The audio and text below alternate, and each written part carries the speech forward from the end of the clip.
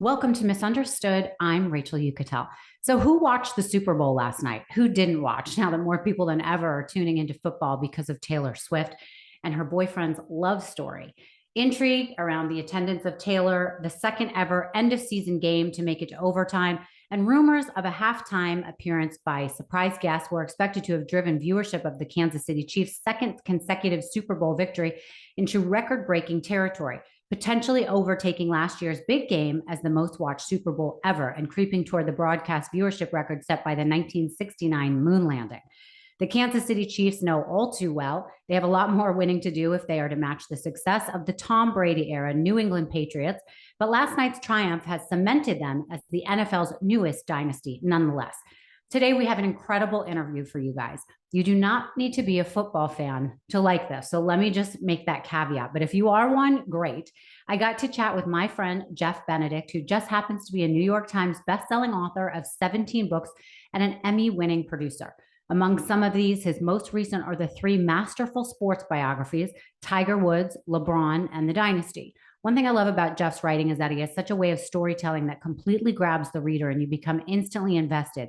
And I have to be honest, I'm not a huge sports fan, but the books kind of make you one. I think it's because at the heart, they're not really sports stories. They're about the underdog, family, dreams, team camaraderie, friendship. So his book, The Dynasty, has now been turned into a docuseries for Apple Plus and will premiere this Friday, February 16th. He spent 5 years inside the New England Patriots organization where he was given access like never before. He navigates the team's remarkable journey and boldly confronts the controversies that have marred its reputation, not shying away from topics such as Spygate and Deflategate. We get to know the players, coaches, and the owner in a whole new light.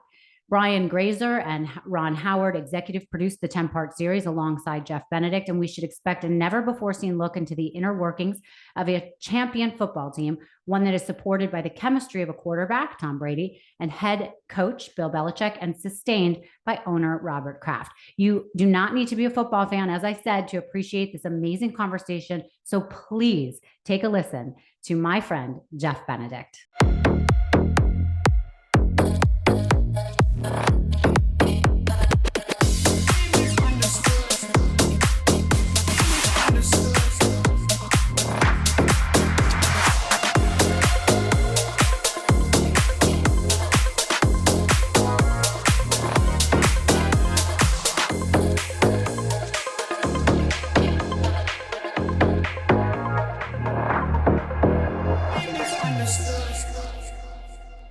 Jeff, my old friend, I'm so happy to have you here today. Thank you for joining me.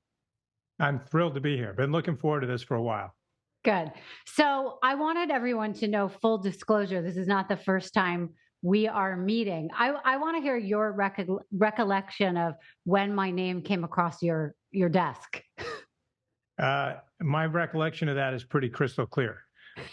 So I was working on the Tiger Woods biography, and I wrote that book with a colleague, Armin Katayan. I usually write alone, but I wrote that one with my teammate, and we divided up the labor, so to speak. And he was calling all the people like golfers and those people in Tiger's world. I was assigned all of the women in Tiger's world. So that starts with like friends who befriended him when he was young, his teachers, all the. So you were on that list, obviously, and I reached out to you multiple times while trying to write the documentary. You and I never communicated, at least not verbally, during that whole process. The first time we ever spoke was a week before the book was published. You were on an island somewhere, and you read the New York Times review, and you texted me because you had my number, and asked if we could speak. We got on the phone, and a couple weeks later, you and I met at the W Hotel in Times Square. I brought my daughter, and we watched 60 Minutes together in a room. That was my introduction to you, and it's been great ever since. Right. That's exactly how I remember it. I remember I had my store at the time, and I would get these messages from you and your co-author trying to get me on the phone, and I was like, no, I don't want to be a part of this. And then when I finally read the New York Times review and I saw how good, the rave reviews you were getting, and then also when I started to read the book, I was shocked at how you got details so correct, and I had never spoken to you. And so I was like, well, this is the real deal. I want to know this guy. So it's been my honor and my pleasure to have gotten to know you after all these years. So Likewise, by the way, I have to say, I feel the same way. And my daughter, Maggie May, who came with me to meet you that first time in the hotel room, thinks very fondly of you because it stretches back to how this whole relationship started. So I got to meet your daughter. You got to meet mine. Right. That's right. And also, you were, I guess, helpful, or I was helpful to you guys in getting that docuseries done. And you asked me to be a part of it. I didn't want to do it. I did it because of the trust that I had with you. I got myself in a lot of trouble after, but it didn't even mean anything to me that there was such controversy after from the other side. I was happy to do it. I wanted to do it because I knew if the story was going to be told, I wanted to tell it in my own words. And also, I was willing to tell things that you had already written about that I was not the source of. And I was just kind of reiterating those things that you had written about. So it was such an interesting process being part of something that was so big and was so well received by the public. What were your thoughts of the docuseries that came out of Tiger? I mean, it's a great opportunity, but it's a rare opportunity when you get to turn one of your books into a documentary or a scripted series or a movie or a Broadway play. Yeah. I mean, those are all like pie in the sky dream ideas that don't usually come to fruition for any authors. So for me, it was just a wonderful opportunity to have Tiger turned into a 2-part documentary series for HBO, and really, it reaches a different audience because people who watch HBO, you can get the story in front of a lot more people that may have read the book, and then some people go and buy the book because they saw the series. And most people who read the book probably watched the series, but the other way around works great for the author. Right. So the reason why we're having you here is because The Dynasty is coming out this week on Apple. And so I wanted to talk to you all about that. But before we get into that, I wanted to kind of find out from you how you got into writing, because from what I know, that's not how your life started out. You didn't want to be some big writer, correct? Well, I don't know if I'm still not a big writer, but I'm happy to be a writer. It definitely didn't start out that way. I grew up in a blue collar family. None of my parents and all of the men in my life, uncles, cousins, grandfathers, they were all blue collar. They all worked with their hands. Most of them were in construction. And I could have done that. In fact, I did that when I was in college. I put myself through college working construction partly. But I went to law school to become a lawyer, and I'd hoped to use my brain a little bit for my job more than my hands. But while I was in law school, I started writing about violence against women. I didn't do that because I wanted to be a writer. I did it because I was trying to be a good advocate. Mm-hmm. And I was really interested in violence against women, both sexual abuse and domestic violence. And in fact, in law school, I worked in the prosecutor's office in Boston, and we prosecuted those kinds of crimes. And I had an opportunity to get some of my stuff published. Some of it got published in the New York Times as essays, op-eds. I started getting more attention. And at one point, the chief prosecutor who I worked for, I said to him, I said, I have a chance to sign a commercial publishing contract to write a book. And I said, what would you do? Because I had always told him I wanted his job someday. And he said, are you kidding me? Like, he said, I do 12 trials a year, 12, which means I speak to 12 people per trial. It's 144 people a year. He said, in one night, you can go on a national network news program and you can talk to a few million people about violence against women. Who do you think reaches more people? What do you think has more impact? He's like, you shouldn't even think about this. If I had the chance to do what you have the chance to do, I'd do it and I'd never look back. And I made a major pivot point in law school. I stayed in law school, by the way, Rachel. I got my degree and I even got my law license, but I knew I was going to be a writer, and I've been a professional writer since my second year of law school. February is the month of love. And if you've listened to the podcast before, you know how in love I am with today's sponsor, OneSkin. Most skincare routines only deliver superficial results, but with OneSkin, you get a scientifically proven treatment that improves the appearance and health of your skin at the cellular level. What's their secret? OneSkin's proprietary OS01 peptide. It's the first ingredient scientifically proven to reduce the buildup of cells that contribute to skin aging, which means with OneSkin, you are left with healthier, younger looking skin with fewer lines and wrinkles, reduced age spots, and a stronger natural barrier, which is especially important this time of year. Your skin does so much for you. Return the favor with OneSkin. Believe me, you will not be sorry. For a limited time, our listeners will get an exclusive 15% off their first OneSkin purchase using the code UNDERSTOOD when you check out at oneskin.co. That's oneskin.co. Invest in health and longevity with your skin with OneSkin. So I've been using this now for 2 months. I'm not kidding when I tell you how many people have DM'd me that have used the code and that have gotten products saying that they absolutely love everything about it. I love everything about it. I now use the body lotion. I use the eye cream. I use the face cream. I actually now use the tinted moisturizer for the sun. I think it's SPF 30. I gave for Christmas, I actually gifted my 78-year-old mother the product. It was the travel pouch, and she uses all the product, even the face wash. I use the face wash too, actually. And she keeps asking how she can get more. So people are loving this. I'm not kidding when I say I get an overwhelming amount of DMs on this product in particular, that people absolutely love it. You have to try it, you guys.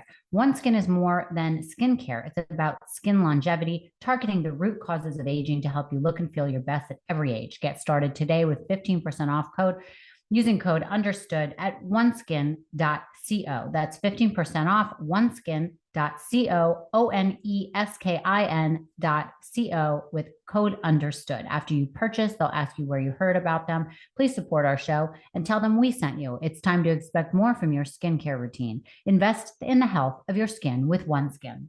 Here's a hard truth. 4 in 10 Americans struggle with obesity. You can do your best to stay healthy and eat well, but with all the exercise fads and health hacks out there, you don't necessarily know what works for you. And honestly, they're just not sustainable. I've gone through that where my weight has gone up and down and I don't know where to turn. But what if you could take a weekly shot to lose weight and keep it off?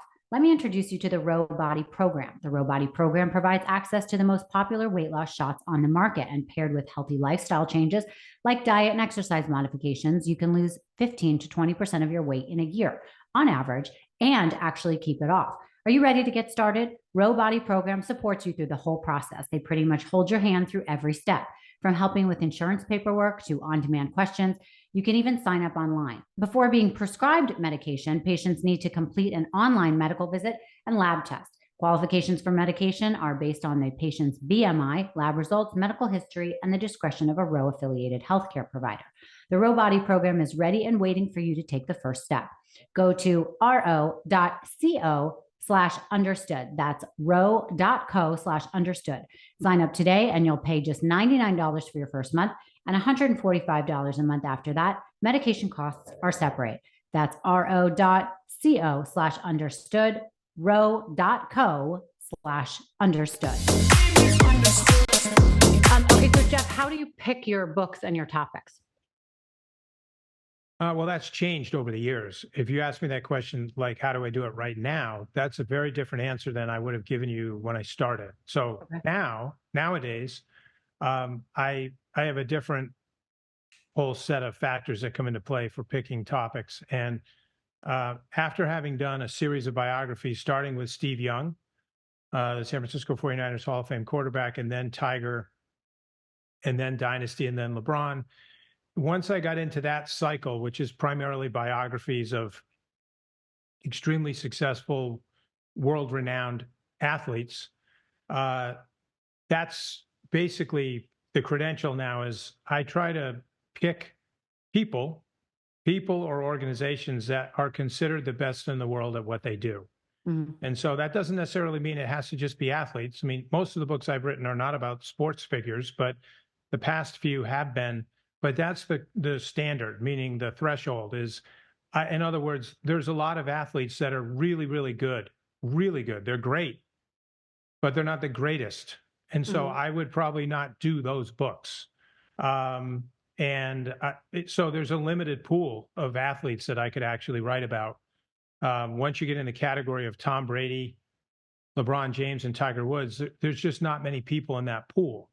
But Mhm. that's the threshold, and I think for Simon and Schuster, that's what they want from me as well. So it has to be something that, first of all, I'm passionate enough about to spend 2 or 3 years of my life doing, Mhm. and also that there's a big enough commercial market, meaning there's interest in this individual preferentially around the globe, not just in the United States. And all three of those names I just mentioned fit that.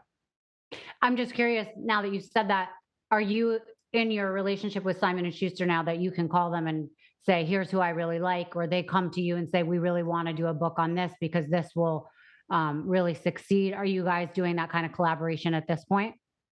Yes, absolutely. And so I don't really do book proposals anymore. I mean, that's Mhm. the thing. If you just said in the beginning, obviously I had to do a book proposal for everything in the beginning. Yeah. And I don't do book proposals anymore. We have conversations. It's here's what I'd like to do next. And sometimes they bring the idea to me. In fact, that is what happened with LeBron. LeBron was not my idea, but I literally didn't think about it. I was sitting in my publisher's office with my editor and my agent, and I had pitched The Dynasty as my next project, which they were willing to do, but they wanted me to get access to the organization first. And I knew that was going to take some time to Mhm. build a relationship of trust. And they said, well, that's okay. Take as long as you need. But in the meantime, you could just work on a different book. And I said, well, I don't have a different book. Like that is my great idea. And so Yeah. I said, maybe you could come up with an idea. And so a few weeks later, we met again, and they said the same four people. I was sitting in that office, and the publisher said, "How about LeBron?" And I literally didn't even. Normally, if someone brings me an idea, I go through a process. I talk to my agent about it. I talk to my wife. I look at the numbers, all these different things. In the moment, without even hesitating, I said, "Yeah, like, are you kidding me?" And I've said this, Rachel, to a few people, particularly some friends. If I actually had thought about it, I might have been too intimidated to do it.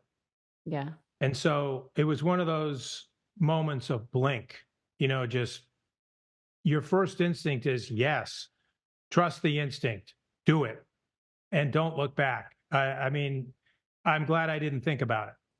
So on the Tiger book, you did not have Tiger's approval. You did not have access to him, but you had access. Right. You ended up gaining access to all the people around him that made the difference enough that you got all the stories that created this amazing book. So in the situation of LeBron, did you know you were going to get access? How did that all work? So in biographies, unless it's like in the Steve Young case, I think it's relevant to bring that up. Steve hired me. Like Mm. he commissioned me, he paid me to be his writer, to write his biography. That's an autobiography, and he controls it. He owns it. Like he literally owns the copyright. And I wrote that in his voice, first person. As a ghostwriter, basically. Not even. He put my name on the cover. So Oh, he did. he told, yeah, he told the world who his writer was. And that's the kind of guy Steve is. That's what he did, and it's great. So I wasn't a ghostwriter, but I did the same thing that a ghostwriter does, which is write in the subject's voice and from their perspective. It's their vision of the world. A traditional biography, you don't do that. Like Tiger doesn't commission me, he doesn't pay me, he doesn't have editorial control. Neither did LeBron. Mhm. And those biographies, in my opinion, um, are really, really good because they are subjective. And I'm not saying Steve's wasn't subjective. Obviously, if Tiger or LeBron ever decides to do a full-blown autobiography where they're really literally willing to go where Andre Agassi went when he wrote Open, those would be incredible books. But most people are not willing to do what Steve Young and Andre Agassi did.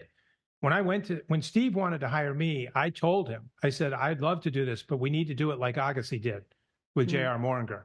Like, you got to go the distance. You got to open your soul. And if you're willing to do that, talk about anything and be honest about it, be unafraid, then this is going to be a fantastic book. Most celebrities, star athletes, musicians, actors, they have a really hard time doing that. And so that's why the objective biography told from the way we did Tiger and LeBron is usually better. And especially, like, I would bring up the LeBron one because some people were critical of that book because it's inspiring. And they're like, well, where's all the dirt? And I'm like, why do you have that to have a good book? Like, this is a great story about an American. It's a great American story. This is something that could only happen in America. And I found it inspiring, and I wrote what I saw. So, you know. Well, then that brings me to my next question. Like, do you go in thinking that it's going to be about one thing, and then as you gain access or you're hearing stories, the book becomes about something else? Like with The Dynasty, I know this was your plan, but you would have maybe thought this was going to be about Tom Brady, and then all of a sudden you see this is a love story. This is about an underdog. This is whatever it becomes for you in all these situations. So I never go in with preconceptions about what the story is going to be. I mean, obviously, if your publisher says, "How about LeBron?" what he's asking you is, "What do you think about writing the definitive biography of LeBron James?" Well, you know what that is. Okay, but what you're going to find in the course of researching that life, that's a mystery to me because I don't know. And I didn't know about the Patriots. I'd never covered that team. I'd never been around them. I didn't know Tom. I didn't know Bill Belichick. I didn't know Robert Kraft. I didn't know any of those guys. So to go into it saying, "Oh, I know what the story is," no, opposite. I go in like a kid in a candy store who wants to taste everything that's on the shelf, all the different colors. I want to open every jar, pull that out, taste that, go to the next one. And at the end, figure out which are the ones that the audience, the reader, really needs to taste themselves. And going in that with lives like Tiger's, LeBron's, the Belichick, Brady, Kraft, they're public figures. Like the world knows about them. That's why you can get those big book contracts. Your job as a biographer, though, is to tell the world all the things they don't know. Like, it's the stuff you don't see when you're watching the Masters on CBS or watching the NBA Finals on ABC or watching Tom Brady give a press conference after a football game. None of those things are revelatory, right? Because everybody got to see them. Yeah. You got to go find the things, and because you've read these books, they have to be laced with things that you didn't know. Right. We're going to get to Dynasty in 1 second, but out of the Tiger and the LeBron, I'm curious, was there one story that has always stuck with you that you came across that you were like, wow, this is so interesting or special or terrible? Yeah, well, with both of those gentlemen, I would say there were many of those with both. And since LeBron is more current, I'll tell you one from then. Like when you talk about not knowing things when you start, I had no idea that LeBron kept a journal when he was a very young teenager for 1 year, basically, of high school. And I was fascinated when I found out that there was, and those journal entries were published in a magazine back in the day. And I got access to all those. I read them all. And when I built some timelines of LeBron's life, I noticed something really interesting, which was these journal entries intersected with the first time he met Michael Jordan. And Michael Jordan was his idol growing up. And he was being compared to Michael Jordan when he was in high school. Like, he would be the next Michael Jordan, which is a terrible burden. I mean, Tiger Woods had a similar burden, right? When Sports Illustrated put him on the cover and his dad compared him to all these great political figures. But in LeBron's case, he actually met his idol. When he was in high school, one summer, he went to Chicago for a basketball tournament. And in between games, he got invited to go visit this gym by a guy who worked out with Michael. He took LeBron to Michael's private gym. And to make a long story short, after showing him the gym was empty. It was a quiet day. Michael wasn't there. Michael's retired at this point. And LeBron sees the gym, and after showing him the gym, the guy invited LeBron to come back later that summer and stay with him for a week or two and actually work out at the gym. And LeBron did that. And when he went back that summer to work out, a lot of NBA players, star players, big players who were from Chicago, they would use Michael's gym in the offseason to train and work out in private. And LeBron got to go there, and he saw all these pros running and training and lifting weights, and he saw how they behaved as professional athletes. And on the last day, they let LeBron get in a game. Think about this. This kid's like, he's a teenager, and he gets on the court with all these guys that he's used to watching on TV. And the amazing thing was he could actually run with them, meaning he could keep up. He could compete. And if that wasn't stunning enough, at the end of the day, when all those guys got in their fancy cars and left and went wherever they went, LeBron stayed behind to clean the gym with the guy that had brought him there. And they just cleaned everything up and they were leaving, locking up, walked outside, and in drives Michael Jordan. He hadn't been at the gym the whole week. LeBron knew who it was, and Michael got out of the car. And LeBron was really just kind of mesmerized. Like this would be like me meeting Paul McCartney, and which I did, and I was like, felt like I was levitating. I mean, this is him meeting Michael, and Michael comes up to him, and Michael knew who LeBron was. He invited him back in the gym, and they spent 15, 20 minutes talking in private. Michael didn't give much advice, but he gave him his cell phone number. Think about it. The next day, LeBron started high school again his junior year. He shows up on the first day of school, and he's got Michael Jordan's cell phone in his pocket. And he doesn't brag about it. He doesn't tell anybody about it, but he's got a direct line to his idol. Just think about how rare that is for any child, whether it's a girl who idolizes Taylor Swift, a boy who idolizes Tom Brady. You have your idol's phone number. And to me, there were so many moments about LeBron's upbringing that were like that were unknown, that say a lot about why he is the way he is today. Mm-hmm. Yeah, I love that. Did you ever find out, if LeBron read the book, what his thoughts were about it? I did find some things out about that, which I'll keep to myself because I can't say they're private, but I was told something very nice. He hasn't read the book. At least he hadn't read it when I was told this, which I would have been shocked if he had read it, because I think that these gentlemen, people who have lives that are as busy and eventful as they have, they almost don't have time to read any books. And reading a 550-page book is a commitment that most Americans don't take the time to do. Right. LeBron's one of the busiest people literally in the world. He's not a president of a country, but he's one of the most visible people on earth. And he's got a packed life. And on top of that, he's an actual committed husband, and father. And it's time consuming. So the last I was told, he hadn't read the book. But like I said, I would have been surprised if he had. Right. Well, but he's not calling you and screaming at you about how. No. Yeah. Right. No. Okay. That's what I was curious about. No. Something that you said was interesting right there, that, it's a commitment to read a 550-page book. And you would think your target audience are sports fans who, I don't know that they really read like that. Do they? They don't. Sports fans are the worst. It's the worst audience in the world because they watch all they want to do is watch games. And look, I watch games. I get it.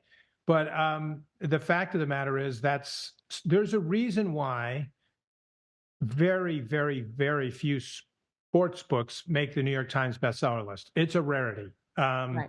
It's extremely hard to do. So my audience, I'm targeting a different audience. Right. But there's something about how you write your book. And I will admit, I'm not all the way through it, but I have not skipped ahead. I have not put it down. I've texted you and called. I told you, this is an amazing book for not only the not only the sports fan who may like it, right? Of course, that's your obvious person who's going to like to Right. read about the Patriots, but for a woman who doesn't give a shit about football and, who didn't know anything about the Patriots. I mean, it's an incredible book. If you like something about an underdog, if you like a love story, if you like, I had no idea about these people that were so hated or beloved. And I find it fascinating and I really cannot put it down. So that is why, obviously, I think these kind of books do well because they're not really sports books.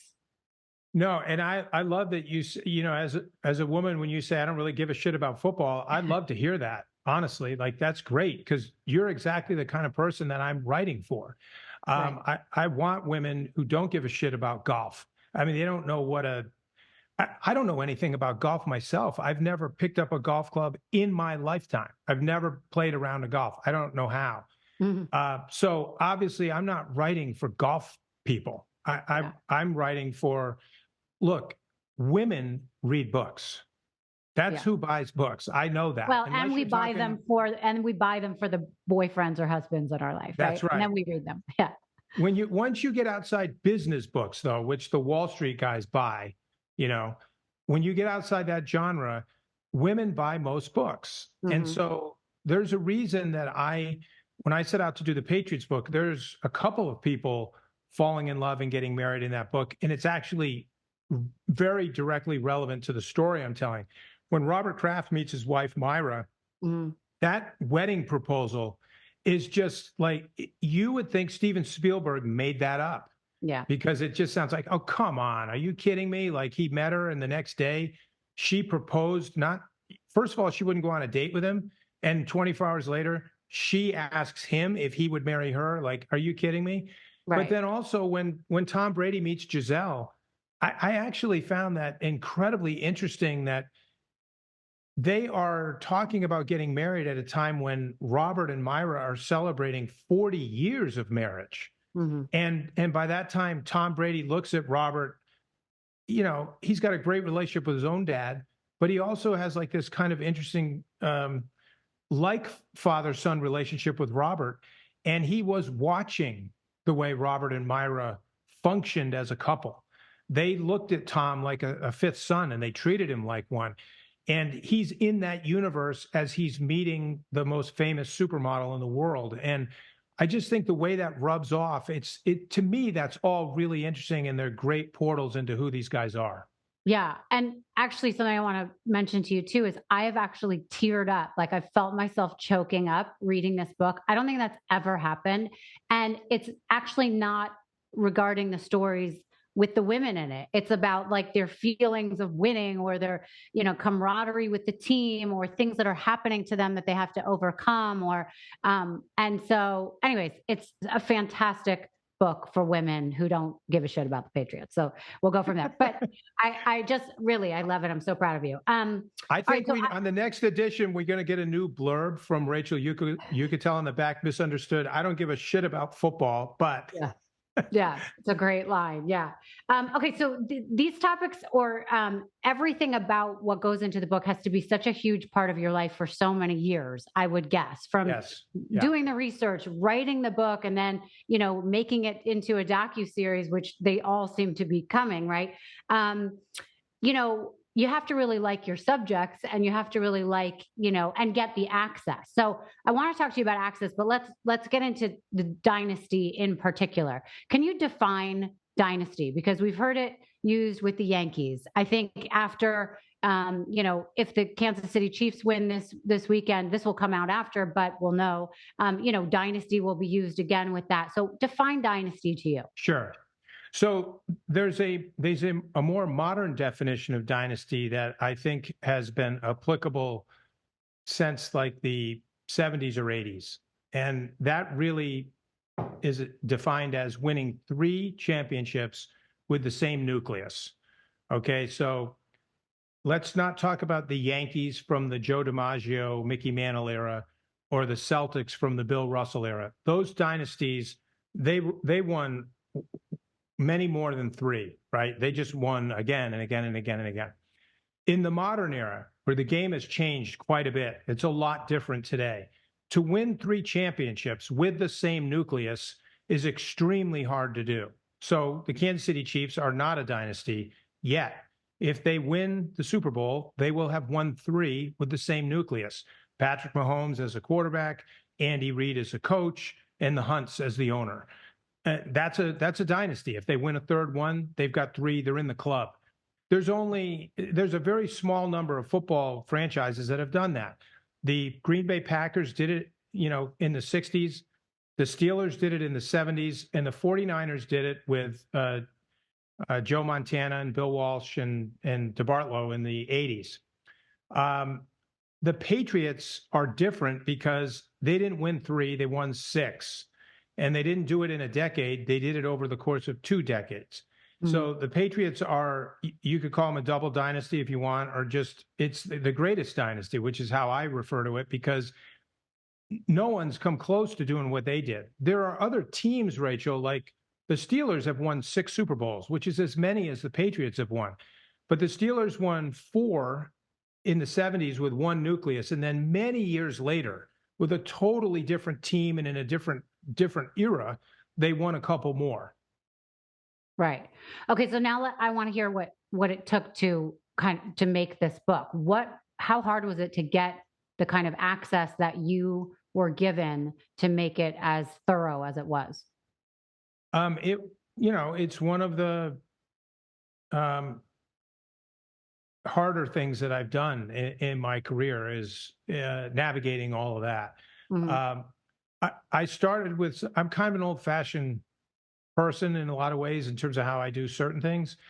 And I started like literally my very first step in this process. And it's like a baby step compared to where you got to end up.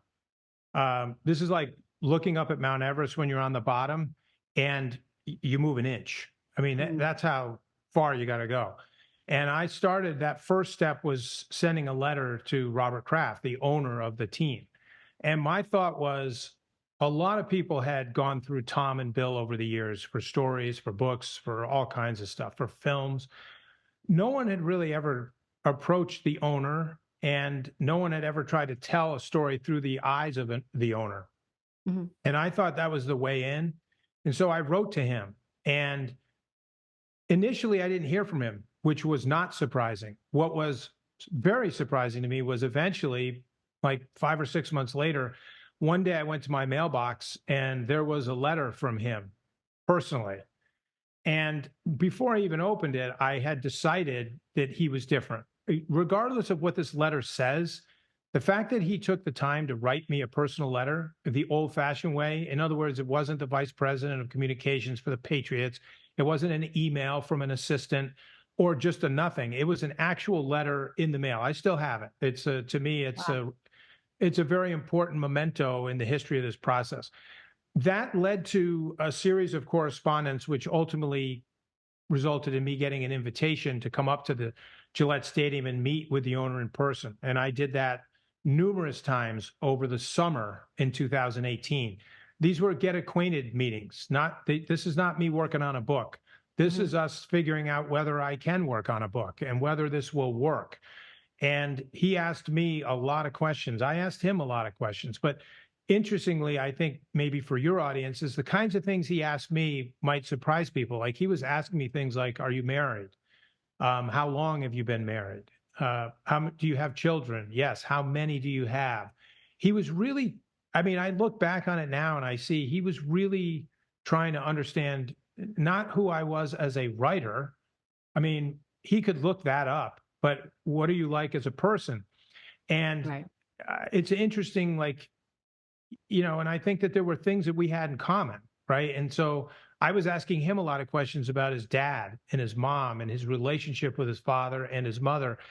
And so there was some, what would I call it? A rapport that was formed early. It was conversational. And at some point, there was some comfort level established. And there were a lot more steps that came after that. But, I had to build relationships with a lot of people. But I started with the owner because to me, he was the most important person for me to get access to and learn from and talk to.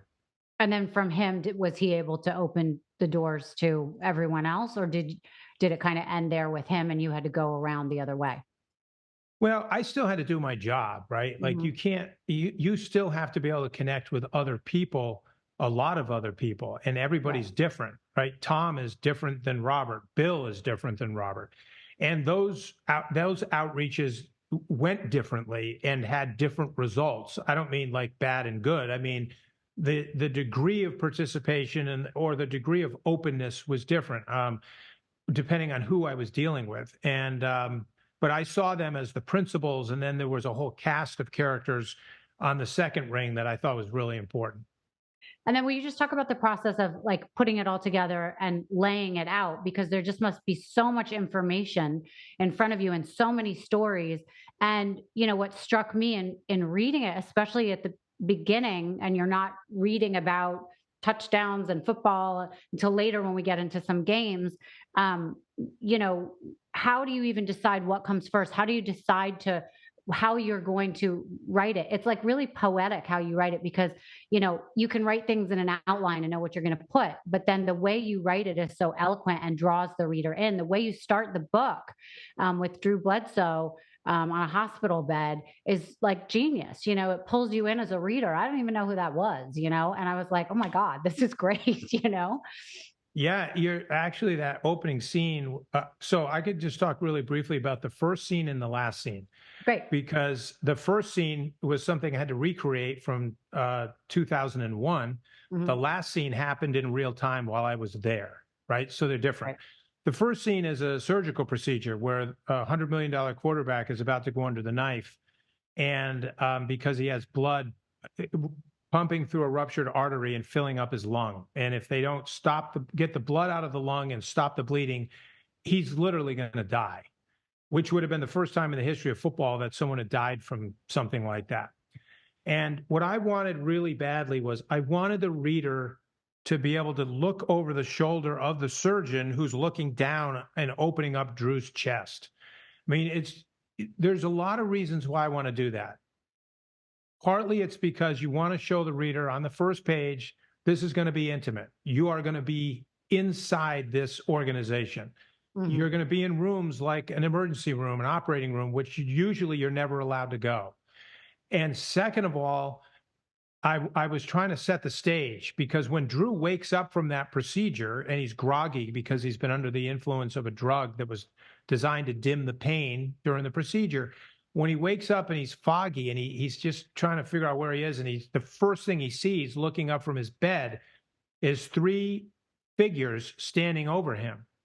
Hmm. It's in order. It's Robert Kraft, Bill Belichick, and Tommy, as Drew called him, Tommy Brady, the kid that no one knew yet, who had not ever started a football game in the NFL yet. He's so unknown that when he showed up at the hospital to check on Drew, they wouldn't let him in because the hospital staff didn't know who he was.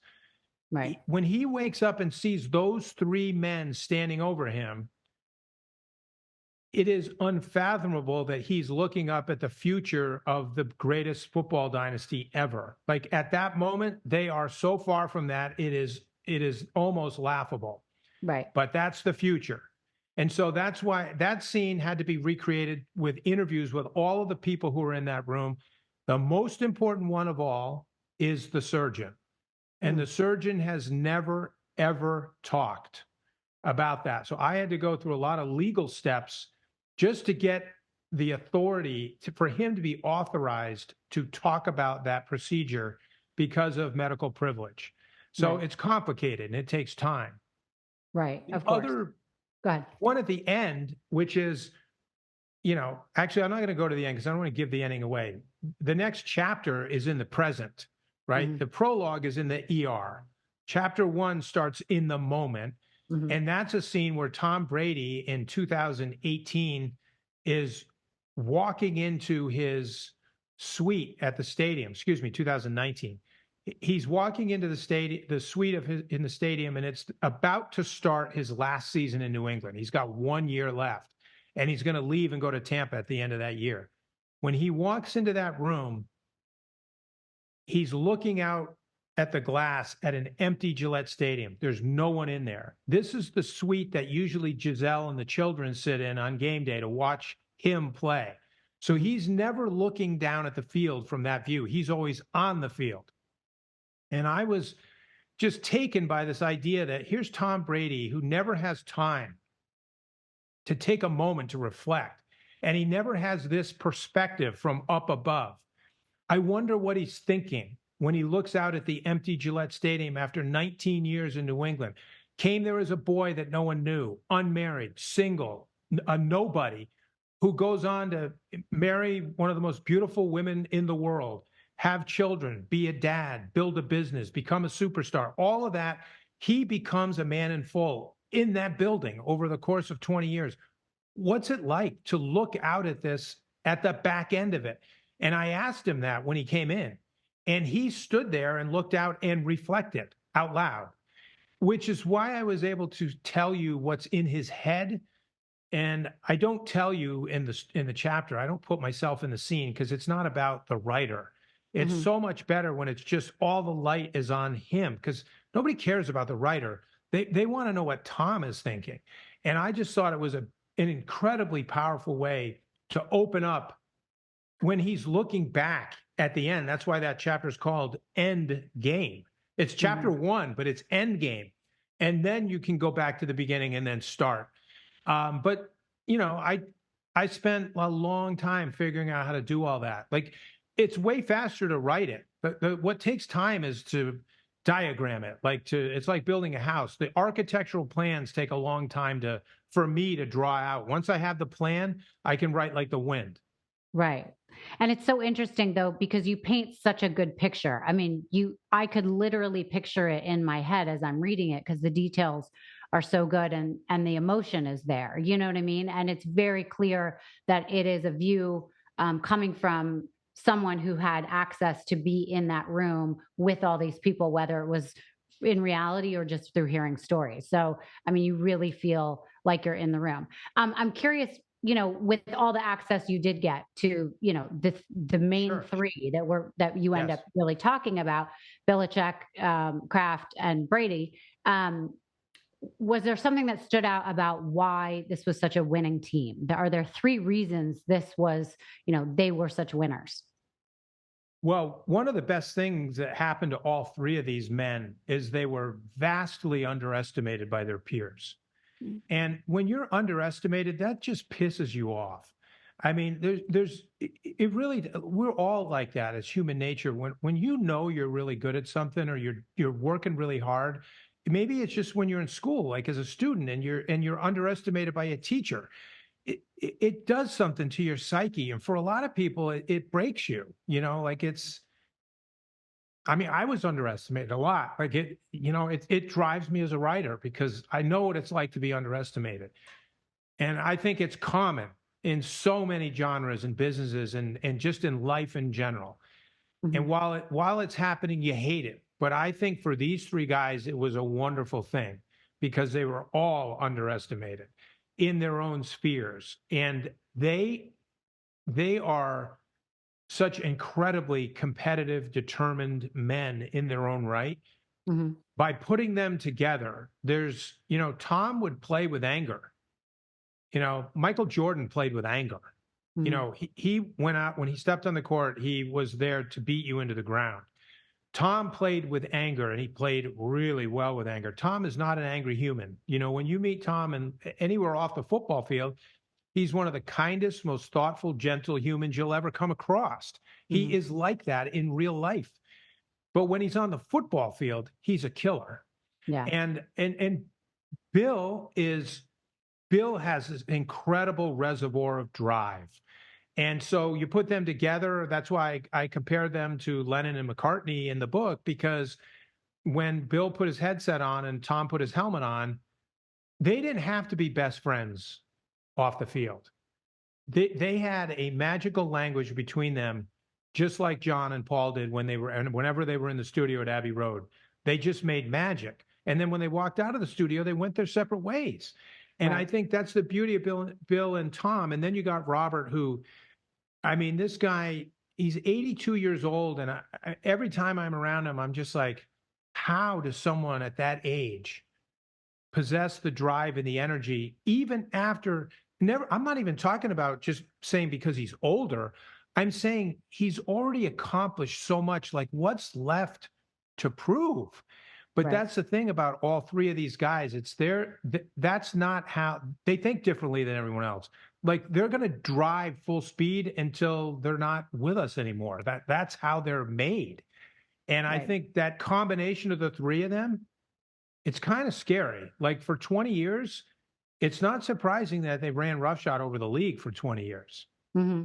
And I've heard you talk about how, when people have asked them after a Super Bowl game that they won, what's next? They said, well, we're thinking about how we could do better tomorrow. It was always, Yes. that was never going to be the top. There was always somewhere else to climb. What's your favorite Super Bowl? The next one. Right. That's the answer. It's the Yeah. next one. Right. And also something that I read in your book too, I found it interesting when a lot of media would get stuck on side notes, right? They would ask about Right. scandals, they would ask about what happened in the game, whatever, but they will always be like, Seattle's next, or, wherever they were Right. going, or whatever their topic was on their mind, and they never got sidetracked and tried not to let the press sidetrack them unless they really needed to address something. You know what I mean? It's a great lesson for life. Like, it drives Yeah. you nuts if you're part of the press corps or you're one of the other teams and the Patriots are accused of something. They're always Mhm. getting accused of something. Mhm. And Bill's answer to every question is, we're on to Cincinnati. Mhm. We're on to Cincinnati. It doesn't matter what the question is. That's the answer. Right. That is annoying as hell when you're a journalist trying to do your job. But he's actually teaching his players a very valuable lesson, which is, don't listen to all that outside noise. Just Mhm. focus on your job. If you just do your job and do it well, the rest will take care of itself. I'm telling you that no other team can do that. Like, if you had layered these kinds of accusations, and I'm not just talking about Spygate and Deflategate, but Mhm. let's just talk about the year they went undefeated the whole season and went all the way to the Super Bowl and then got a absolutely soul crushing loss to the Giants. That's the kind of defeat that destroys a team, like, Right. from the heart, just rips your heart out. The Patriots came back. Like, they came back and went to the Super Bowl like 5 more times and won 3 more after that with the same guys that went through that thing. And so I think there's just that it's almost as cold, just determined, you are not going to distract me or move me off my mark. Right. Yeah.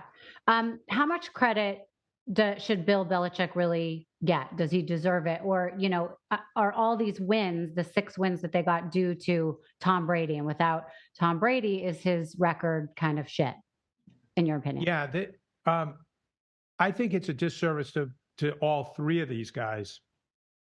And I mentioned Robert in the same breath as the two of them because I honestly think that Bill and Tom deserve equal credit. I mean, this was a partnership. It's a team. Mhm. They won 6 Super Bowls together.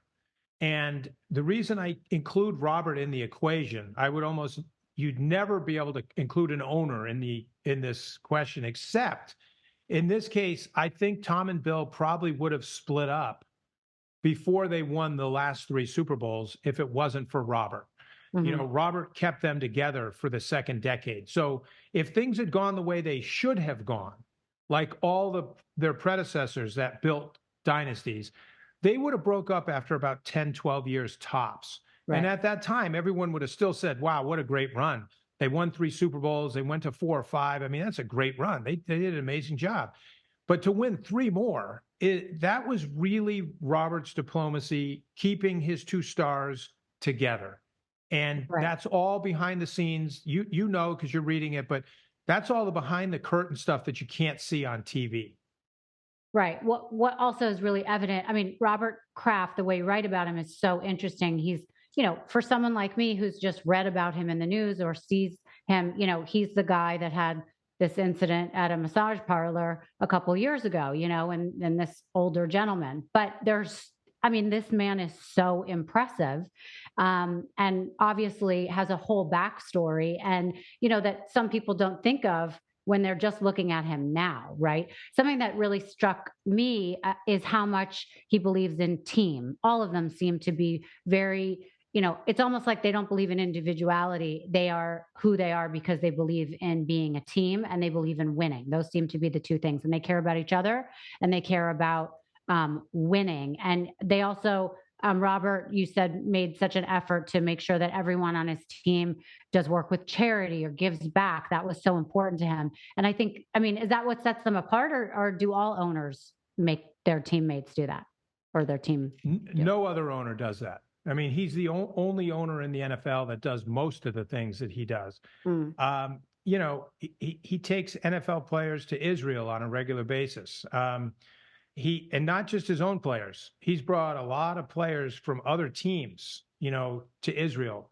He pays for it all. He brings them to the Holy Land. He negotiates the labor deals. He does the television contracts. He does, when all this stuff was happening with Donald Trump a few years ago, when he was saying all these ridiculous things about NFL players and driving a racial wedge, between the league and its fans and doing all this stuff. Robert is the guy who kind of quietly behind the scenes is bringing people together. Right. He's really good at a lot of different things. And I think one of the things he's probably best at is doing things and getting no credit. And most people that do great things, they want the credit for it too. It's like, hey, I kind of did that. Yeah. For him to be successful though at what he does, he has to not take credit, and he has to be unseen most of the time. And I think that that's humanly a hard thing to do. Yeah. Well, and as you mentioned, the Patriots are no stranger to controversy, as he had some of his own. I'm curious, he seems the type that would be terribly heartbroken over what happened, obviously with the gates, with the Spygate and the Deflategate. But what about Aaron Hernandez? Do you think that affected him deeply? I mean, I know he felt lied to from reading this in your book. I know he cut him pretty quickly. But then when he was not only convicted of murder, but then when he killed himself, how do you think that affected him? I know how it affected him because he talked about it with me in the interviews that I did with him, and I tried to bring that out in the book. It really hit him hard because he trusted him. And it's hard to fool Robert. He's a very sophisticated, smart person. He's good at reading people. And he misread Aaron. Yeah.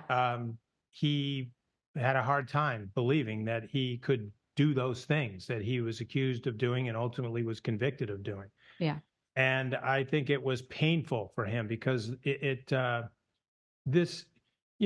when players join that team, they're reminded that it's like you're wearing the family name on your uniform. And because all of the players do works of charity and commit a certain amount of their resources to nonprofit work and all this other stuff, it's very community based. So when you have something like that happen, that's the opposite, the starkest opposite of what the organization has tried to build for the last 30 years in New England. So it was painful. It cast a pall over the whole team, the whole organization. And it's sad. It's really sad. Right. It's a sad chapter. And honestly, it was not a chapter that I enjoyed writing. I mean, there were some hard things I wrote about that didn't bother me that much, but that one was also hard to write. Yeah. Yeah. And then regarding Spygate and Deflategate, like what was real? The media had so much to say about it. I don't even really know how that ended. I mean, I know from what I'm reading, I'm right there now in what I'm reading, but like what was real? Because to me, like Deflategate sounds so dumb. But it is dumb. It's dumb. I mean, Spygate was, in my opinion, was more real. That doesn't mean it had a significant impact on the outcome of games. But the fact is, in Spygate, there was an acknowledgement, an admission of wrongdoing, where they were taping signals from the New York Jets sideline. And they acknowledged that, and they were punished for it, as they should have been. Now, whether that had anything to do with why the Patriots were beating the Jets like a drum, I don't think it had anything to do with that. And the point of the thing I like to remind people about Spygate is that happened in the first half of the first game of the 2007 season. Okay. The second half, they absolutely destroyed the Jets when they weren't taping. And then the rest of the season, when they obviously weren't taping, they went 15-0, and the games weren't close. They were beating really good teams they were basically demonstrating to people in overdrive that this has nothing to do with filming. And I believe that's true, but it doesn't change the fact, and this is the problem with we all know perception's powerful, that shouldn't have been going on. And it's unfortunate that they did it, because there's always going to be people who latch onto that and say, see, that was real. I think Deflategate was a whole lot of craziness about nothing. There were balls that had funny air pressure that day. It was cold. It was rainy. The Patriots killed the Colts that day, and I think the evidence shows pretty clearly that this was really all brought about because the Colts and the team before that the Patriots had beaten, the Ravens, they kind of were communicating and complaining about the Patriots winning so much. And that was the start of this thing. And Tom Brady kind of got, he took the brunt of this, and it tarnished his reputation, which I think it's unfortunate. Now, he played long enough to kind of, wear that off ultimately and winning all those extra Super Bowls, but he won 4 more after that. But I think that the Deflategate thing was a whole lot about nothing. Spygate, I think, had more substance. And do you think Deflategate wouldn't have been such a big deal if Spygate hadn't happened, because they were already accused of cheating? No question. No, Deflategate wouldn't have gotten any traction if it wasn't for Spygate. They'd already had a gate. That's the problem. Right. Okay, so your book comes out. The Dynasty came out in 2020 during COVID. Yep. Kind of, and the end of that, Tom Brady had already said he was leaving the Patriots. I'm curious if you know what that conversation was like between Belichick and Kraft when they found out that he was moving to another team, that he was going to the Bucs. Yes, it's the at the beginning of our interview, you talked about the prologue. The scene you're describing or asking about is the epilogue. Oh. And so I won't give it away, but what I will say is I was waiting to see what the decision was going to be, because that's how I was going to close the book. Okay. And I'm not saying I predicted that, because I didn't. I was surprised. So I'm acknowledging I was surprised. But I will tell you how I wrote it, because you asked about intimacy earlier and writing and all that. I wrote the last chapter, which is a scene where Tom notifies Robert and Bill that he's decided to leave, which is going to effectively end the dynasty. By definition, the quarterback's leaving. It's over. I wrote that over the course of 2 days, that last scene. And I wrote it in my office on a Saturday and a Sunday. And I wrote it while listening to Abbey Road. And I listened to it again and again and again, because for me, this was that moment. Like, this is the end. You're seeing the end of something transformative that we'll never see again. I felt that way. I feel that way about the Beatles breaking up. I love U2. I love the Rolling Stones, but they're never going to be the Beatles. There's only one of those. And I think when John and Paul called it quits, like, that's just, it's sad. It's heartbreaking, but it was time. And this was time. It was heartbreaking, sad, but it was time. And that scene, I wrote it to that music for a reason, because I wanted the reader to feel the sadness of it, right? It's the last second of the book, the last image is Robert Kraft standing alone in a doorway at his house in the dark, while Tom Brady's taillights of his car disappear as he goes through the electronic gate at Robert's house and disappears into the night. It's heavy. Wow. Do you think we'll ever see a quarterback like Tom Brady again? Do you think Patrick Mahomes is similar? No. I don't think he's similar, and that's not taking anything away from Patrick. I think Patrick is amazing. I think he's the best player in the NFL today. I think he's alone. He's in a class of one in the NFL right now.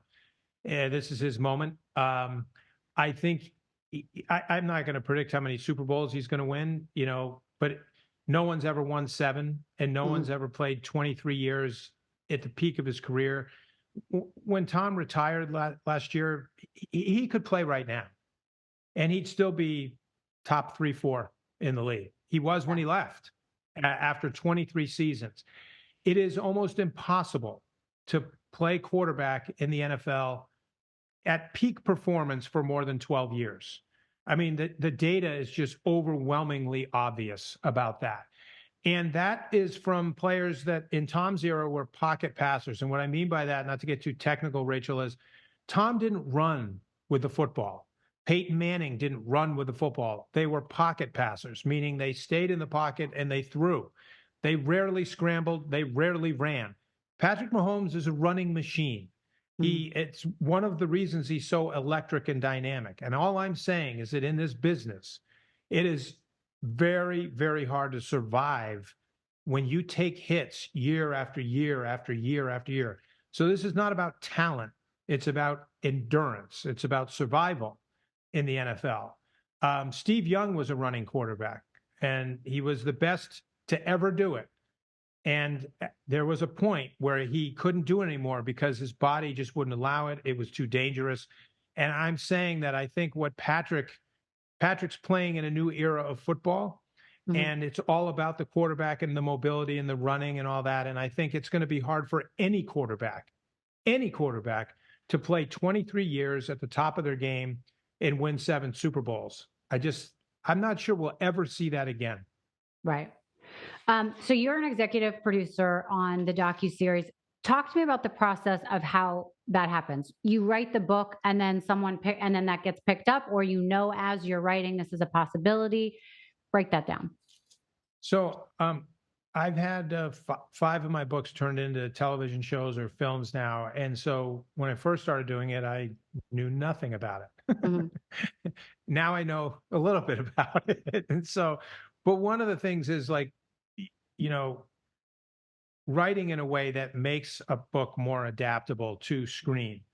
And so I try to do that anyways. And then learning more about how to pitch a book for a television show, for a series, for a movie, and also getting more familiar with the kind of people you want to work with because you've maybe worked with them on something else. And so I started thinking about The Dynasty as a documentary series before I started writing the book.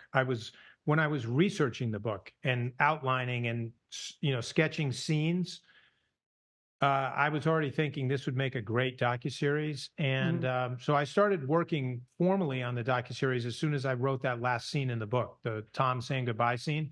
I had about 8 months before the book went on sale from that moment. And I spent most of that time working on the legwork to sell the series, to sell the book as a series idea. And then it's a matter of, meeting with producers, meeting with directors, finding a production company, finding a streaming service or a studio. And I was intimately involved in every step of that. Whereas I can say, honestly, in the beginning, when I first started trying to sell books for development, I wasn't intimately involved. I didn't know enough. I didn't know anything. I didn't know anybody. But now I do. And so I'm much more, just like with my books. Nowadays, I'm involved in every detail, like cover design, the font of the letters on the spine of the book jacket. I'm involved in all of that. And now I'm much more involved in the adaptation process for films. So what can we expect from this series? I mean, did all the main players get involved? Did they sit for interviews? Yes, every one of them. Belichick, Brady, Kraft, all the main players, Randy Moss, Drew Bledsoe, Rob Gronkowski, Julian Edelman, Ty Law, Teddy Bruschi, all those guys, Rupert Murdoch, John Bon Jovi. It's wow. It's the whole cast. It's a lot of different people that are either really in the thick of this story or had interesting intersections, right? At some moment in time that was worthy of putting them in there. And by the way, a lot of the adversaries, the foes, are in here too. The New York Giants, the Rams, like the Jets. Those we have representation from those guys as well. I mean, Michael Strahan is a great voice in the series. He's terrific. I mean, and obviously the Giants beat the Patriots twice in Super Bowls, and Michael's very happy to talk about that. Right, right. Now, incidentally, did these guys talk to you about reading the book this time? Oh, some of them did. I mean, obviously not in this, we would not ask them a question like that on camera. No, But just yes, for you. Yeah. yeah, a lot of them did. And a lot of them were very, look, you know this because you went through this with Tiger. I mean, when you write a book, there's a couple things that happen. Some people won't talk at all, and you're a perfect example. You have legitimate reasons that could range from, I just don't know this guy. I don't know if I can trust him. I don't know if I really want to talk about this. Who knows how this book is going to come out? All valid, all valid. Then you have people who say, well, I'll talk to you, but they're talking to you, but they hold stuff back because they're not sure they really want to go the distance with you, but they'll give you some stuff. And then you have a few rare people who actually go the distance. Well, once the book comes out, all those people who were like, I'll give you a little bit.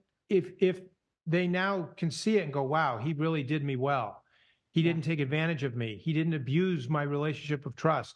Now they're willing to go the distance with you in a film. Or someone like you who didn't want to talk at all now says, well, yeah, I'll talk. I wasn't going to talk before, but I'll talk now. And so we had a lot of that. And it was, very helpful. And does the docuseries follow the arc of the book, or it's all new stories? It follows the arc of the book. So the series is based on the book.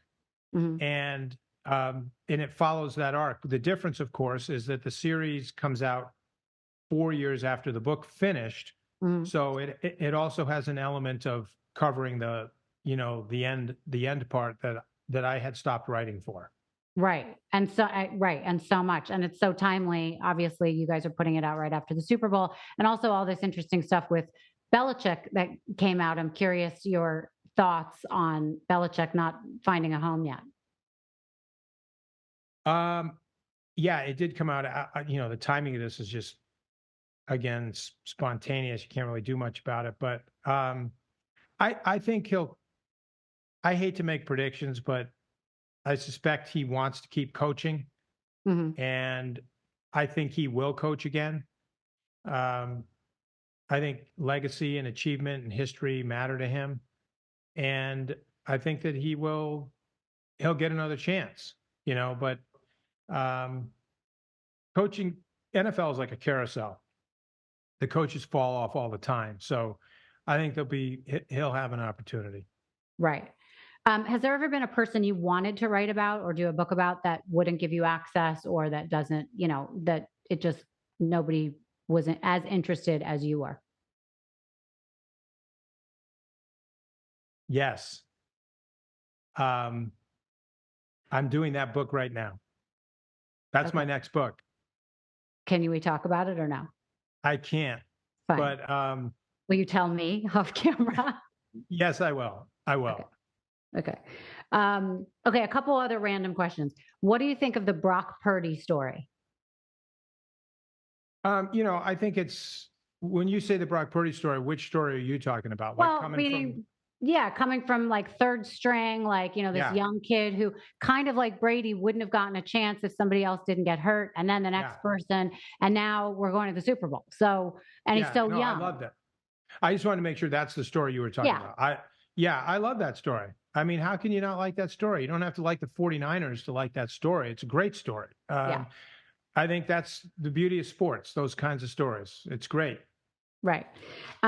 Taylor and Travis, what's the big deal? Like, isn't this good for the NFL? What do you think Robert Kraft and all those people think about it? Look, it's great for the NFL. It's, anybody who's complaining about this, just, come on. I mean, I'm not a Chiefs fan, but what's happened this year has been great for the league. I think Taylor Swift is, she's the biggest star in the world right now. Mhm. I don't, that's a fact. I mean, that's not an opinion. It's a fact. Yeah. And the fact that she has been involved with the NFL this year is great for the league. There's a lot of people paying attention to the NFL that weren't before. And the other thing is great storyline. I mean, when Travis's brother is knocked out of the playoffs and retires, and the next game he's in Buffalo in the cold and he rips his shirt off and jumps out of the box and he's hoisting little girls up whose parents are Buffalo Bills fans, and he's holding the kids up so they can wave to Taylor and drinking beers with the fans. I mean, how is that not good for the NFL? It's just, it's camaraderie. It's all that stuff. Honestly, one of the reasons I do like writing about sports versus politics is because sports is a great way to bring people together. And even when you fight about sports, we all know it's really just kind of in fun. Like, it's a game, and the Yankee Red Sox rivalry or the Lakers Celtics rivalry, those are great rivalries. But at the end of the day, there's a lot of respect, mutual respect both ways between the cities and the fans and the people. It's not this meanness that you see in politics that's so divisive and ugly. And that's one of the things I like about the Taylor Swift-Kelsey story is it's actually, to me, showed a lot of unity. I was at the game when the Chiefs came to Foxborough this year to Gillette Stadium, and Taylor Swift came to the stadium. And she has a special place in New England. She played her first live stadium show ever at Gillette Stadium in New England. Patriots fans, New England fans connect with Taylor in a different way because of that. She played 3 shows there this year. She played her rain show there. Did the fans boo her? No, I knew they wouldn't do that. Like when they showed Taylor Swift on the big screen in the stadium, she's there to root for the other team. And the Patriots fans were cheering for her. Like, to me, that's a great storyline in sports. Yeah. And it's such a nice crossover. I mean, listen, I am now watching football when Kansas City comes on, and my daughter has, the jersey, and she gets so excited, and she's not playing Roblox. She's playing these football games now on her computer. Yes. And she knows all about it, and she knows the players, and she's so excited. And I love that. And, to see, and I know you know this, to see the excitement on your child's face in the stadium watching Taylor Swift perform is like no other feeling, to see how excited your kid is about something. And so I think of all people that could be involved in a very male driven sport, Taylor really crossed the bridge there. And it's phenomenal. It's so fun. I'm excited to watch this Sunday. So, I'm so glad you brought that up, because here's a story that most of your viewers won't know, and it's really cool. When the Chiefs came to Foxborough this year to play the Patriots, so Robert Kraft actually gave Taylor Swift a gift. They created these are real, but like a ticket from the very first show that she played at the stadium way back at the beginning of her career. And they presented it to her while she was at the stadium rooting against the Patriots. Wow. And that kind of, I think, when you asked the question earlier about Robert Kraft and how he's different, there's a whole entertainment side of him that people don't recognize either, like his relationship with Taylor Swift, the Rolling Stones, all these different, like Bono. And he's built Elton John. I mean, he's built like real relationships with all of these entertainers because he has brought them all to Foxborough, Massachusetts, not Boston, not New York, Foxborough, and I think it's part of that bigger thing that the Patriots have done over the last 20 years. Yeah. What's your favorite sports movie?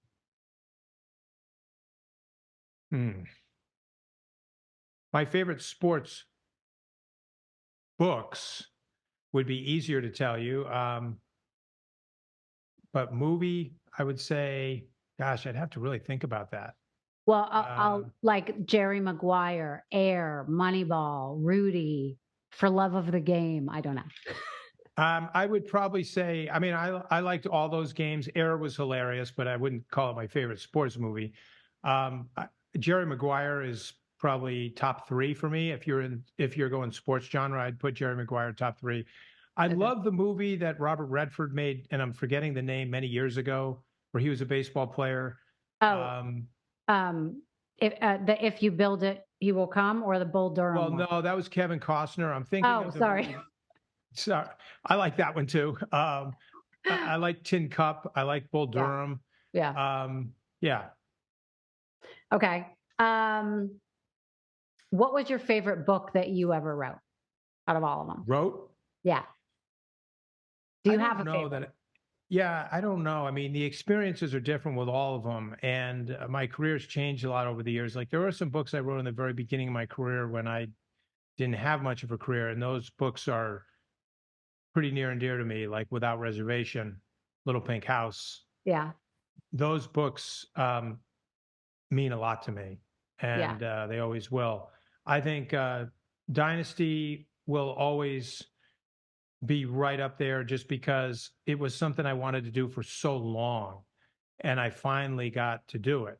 And it means something deep to me, you know.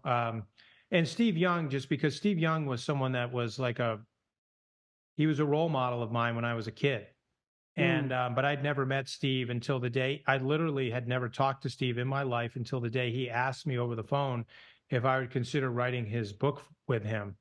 And I was in my mid to late 40s, and I was like having a role model call me up and ask me to do that. I couldn't believe it because I had so much respect for him as a man. And so that one, The Dynasty, Without Reservation, Little Pink House, those are probably four of my favorites. Yeah, and you took me to one of the screenings, I think, of Little Pink House, and it was such a phenomenal movie. People should definitely get the movie, get the book, whatever. Totally different topic, but you write about true life circumstances that have happened to people, and again, kind of this underdog story that is it's really emotional and phenomenal.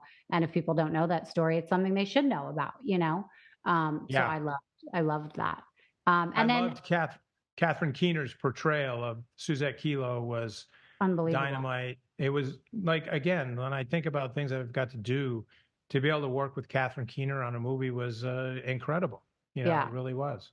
And that was so fun too, because I had so many questions after. I remember being like, are they still together? And, getting to ask you all these intimate things on the side that only you would know. So I loved going to that. All right. So you said you have something in development that you can't talk about. Is there anything in development that you can talk about? Not really. I'm working on a book right now that I've started a year ago. Okay. And it's one like The Dynasty that I've wanted to do for a very, very, very long time. Very meaningful to me personally. And I have another television show in the works, but it's not something that I can talk about yet because that's up to the streamer.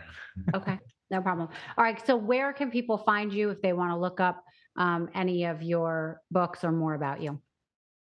I'm on my website is jeffbenedict.com, which is really easy. It's got everything there.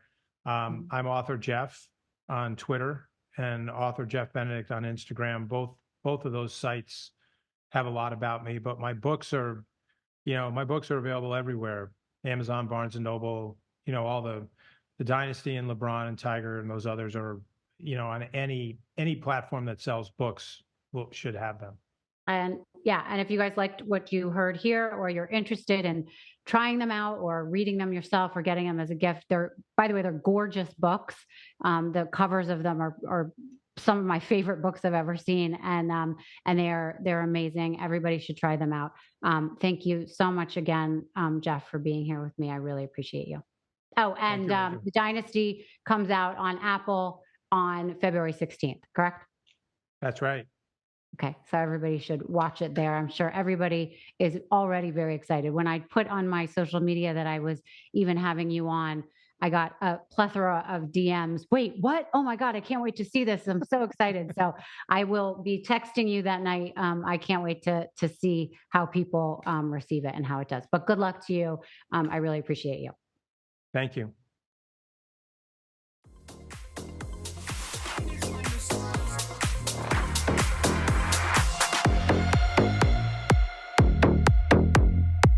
Thank you so much for listening to Misunderstood. I'm your host, Rachel Yucatel. Please be sure to subscribe to the show and give us a 5-star rating and review.